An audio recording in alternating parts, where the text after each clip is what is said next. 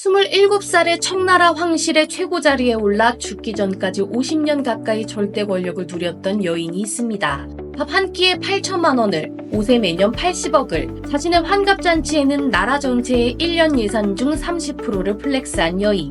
아름다움을 유지하기 위해 새똥을 바르고 젊은 산모에 젖을 먹은 여인. 자신의 권력을 지키기 위해 아들과 조카의 인생까지 무참하게 짓밟은 여인.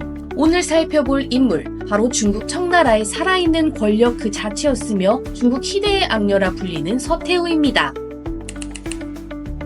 서태후는 본명이나 출신지는 잘 알려져 있지 않지만 청나라 한풍제 2년 수녀 선발에 뽑혀 궁궐에 입궁하였으며 16살의 귀인으로 봉해졌습니다. 어린 나이부터 한풍제의 총애를 받아 18살의 의빈이 되었고 또 2년 만인 20살의 의비가 되었습니다. 이 당시 한풍제의 유일한 아들을 출산하게 되면서 1년도 되지 않아 귀비가 되었죠. 서태후는 후궁으로서는 거의 최고의 자리에 오르기까지 단 5년밖에 걸리지 않았습니다. 서태후가 황태자의 어머니로서 귀비의 자리에 있었던 때 2차 아편전쟁이 터지면서 피난 중에 있던 한풍제가 사망합니다. 이때 서태후는 한풍제의 정실왕후, 즉 동태후와 함께 피난 중이었죠. 서태후의 아들이 6살의 어린 나이로 황제가 되었습니다. 바로 동치제죠. 자신의 아들이 황제가 되며 귀비였던 서태후는 태후의 자리에 오르게 됩니다. 물론 정실왕후도 태후가 되었죠. 그래서 두 명의 태후를 구분하기 위해 각자가 사는 궁의 방향에 따라 정실왕후 출신인 태후를 동태후, 동치제의 생모를 서태후라고 부르게 되었습니다.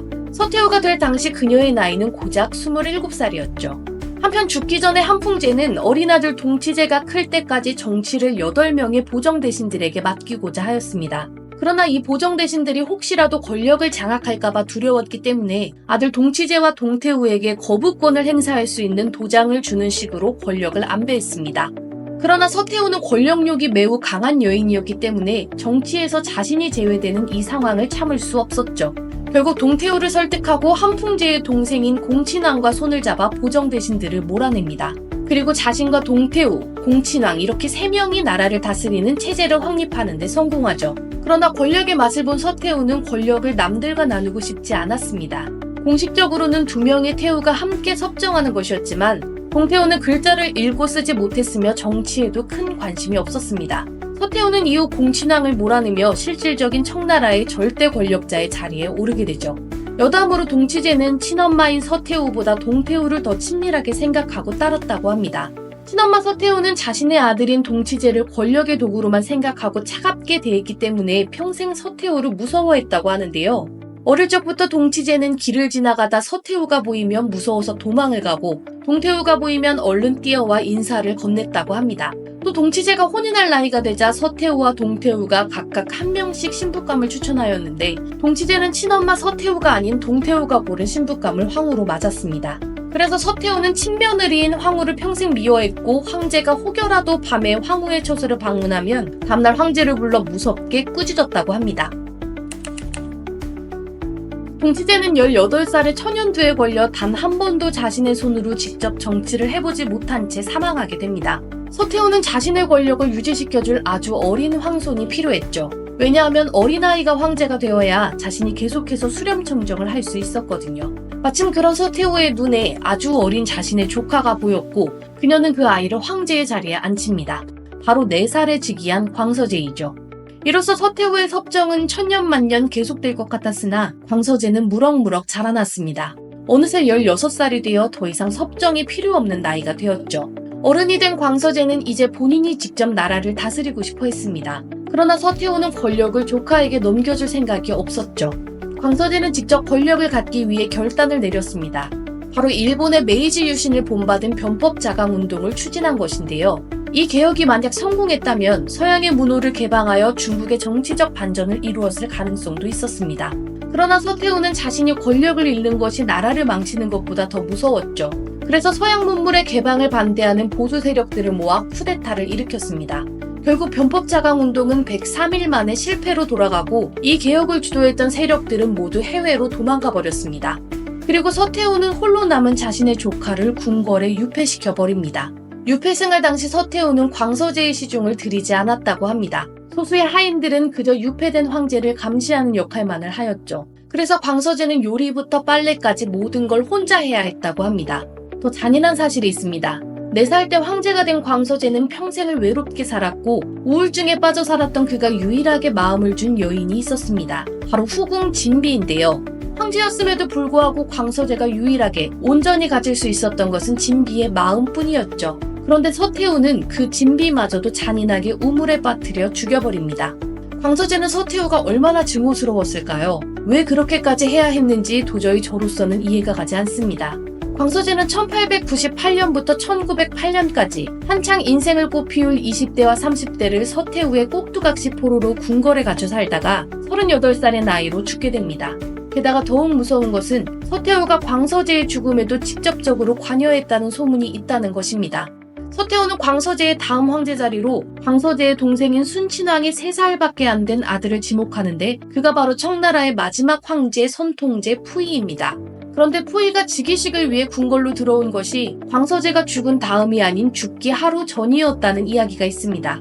광서제는 병이 있긴 했지만 당시 그렇게 위독한 상태는 아니었다고 하는데요. 그렇다면 서태후는 어떻게 바로 다음날 광서제가 죽을 것을 알고 새 황제를 궁궐로 불러들일 수 있었을까요? 서태후는 그녀 자신이 가졌던 절대 권력을 정치에 쏟는 것이 아니라 본인이 먹고 입고 꾸미는 데 쏟았습니다. 먼저 음식입니다. 그녀는 식탐이 대단했는데 한 끼에 128가지나 되는 음식을 먹었다고 합니다. 당시 돈으로 환산하면 중국 농민 전체의 약 1년치 식비에 해당하는 금액이었다고 하는데요. 농민 1000명을 먹여 살릴 수 있는 수준의 돈을 그녀의 한 끼에 쏟아부은 것이죠. 또 그녀의 한 끼 식사값을 현대의 물가로 환산하면 약 8천만 원 정도가 된다고 합니다. 하루 3끼면 1억 6천만 원이네요. 그리고 서태후는 같은 음식을 3번 이상 먹지 않았으며 어떤 때는 그저 관상용으로 호화스러운 음식을 차리라고 지시하기도 하였습니다. 요리 중에서 그녀는 특히 육류를 좋아했는데 오리고기, 돼지고기, 닭고기를 좋아하였고 그 중에서도 동파육을 특히 좋아했다고 합니다. 또 고기 외에는 제비집과 상어지느러미로 만든 요리를 좋아했고 디저트로는 과일, 사탕, 떡을 즐겨 먹었다고 합니다. 서태후의 사치는 옷에도 예외가 아니었는데요. 그녀는 옷이 무려 3,000벌이나 되었으며 옷을 담는 박스만 700개가 넘었다고 합니다. 그녀의 옷과 버선, 신발을 만드는 데만 매년 3,000명의 궁녀가 동원되었고 그 비용은 매년 10,000냥 정도가 들었습니다. 아까 100냥이 현대물가로 8천만 원 정도라고 했으니까 10,000냥을 환산하면 80억 정도가 되겠네요. 더욱 놀라운 것은 그녀는 옷과 버선, 신발 모두 딱 한 번만 착용했습니다. 한 번 입고 나면 그대로 버렸죠. 또 그녀는 자신의 외모를 가꾸는데도 열과성을 다했는데 피부를 가꾸기 위해 새똥으로 만든 옥용산이라는 화장품으로 매일 세안을 하고 온갖 꽃과 약재로 목욕을 했습니다. 게다가 피부 미용을 위해 진주를 갈아먹고 건강하고 젊은 산모를 불러다가 젖을 빨아 모유를 먹었다고 합니다. 이런 서태후의 외모를 치장하는 시간은 매일 3시간 이상이 걸렸습니다. 특히 서태후는 40대가 되면서 탈모가 오게 되는데 그때부터 자신의 머리카락이 빠지는 것에 굉장히 민감하게 반응했다고 합니다. 그래서 궁녀가 자신의 머리를 빗질하다가 머리카락이 한 올이라도 빠진 것을 발견하면 그 자리에서 궁녀를 죽여버렸다고 합니다. 그래서 궁녀들은 일부러 소매가 넓은 옷을 입고 서태후의 머리를 빗기다가 머리카락이 떨어지면 얼른 소매 속으로 숨겼다고 합니다. 서태후의 사치 생활의 클라이막스는 바로 중국의 관광지로 유명한 이화원을 지은 것입니다. 서태후가 이화원과 그곳에서 벌인 환갑잔치에 은전 3,600만 냥을 썼다고 하는데 아까 음식 한 끼값 100만 냥이 현재 가치로 8천만 원이고 1년 옷값만 냥이 80억 원이라고 하였죠. 그러니까 3,600만 냥이면 단순 계산해보면 28조 8천억 원으로 나오는데 저는 접해본 적이 없는 단위라서 맞는지 모르겠습니다. 어쨌든 이화원의 서태후가 쓴 돈은 당시 청나라 전체 1년 예산의 30%에 달하는 수치였다고 합니다. 게다가 서태후는 성욕도 끝이 없었다고 합니다. 현재도 이화원에 가보면 다리로 연결된 남호도라는 작은 섬이 있는데 이를 미남섬이라고 부르기도 합니다. 왜냐하면 서태후가 중국 전역에서 미소년을 뽑아 매일 2명씩 이 남호도에 데려다 놓고 동침을 한 후에 다음날이 되면 다리 밑으로 빠뜨려 죽였다고 합니다. 그렇게 그녀와 동침하고 죽은 남성들이 수천 명이 된다고 하는데요. 그래서 남호도를 미남섬이라고 부르게 된 것이라는 설이 있습니다. 세상에 두려울 것이 없었던 그녀에게도 어쩔 수 없는 것이 있었으니 바로 세월입니다. 말년에 서태후는 각종 질병에 시달렸는데 특히 평생 즐겼던 사치와 향락이 오히려 독이 되었죠. 며칠간 계속 음식을 먹는 만한전석이라는 형식으로 연 본인 생일잔치에서 과식을 한 뒤 서태후는 이질에 걸리게 되었습니다. 그리고 광서재가 죽은 다음 날인 1908년 11월 15일 72세의 나이로 생을 마감하게 되죠. 수렴 청정을 이어나가고자 광서재의 다음 순서로 3살 된 꼭두각시 황제를 세워놓고 그 다음날 바로 죽게 된 것입니다. 그리고 그녀의 마지막 유언은 다시는 나처럼 여인이 정사에 나서는 일이 없도록 하여라였죠. 그 유언은 지켜졌습니다. 왜냐하면 서태후가 죽고 나서 4년 뒤 신해혁명으로 국민정부가 세워지면서 청나라 자체가 망해버렸기 때문입니다.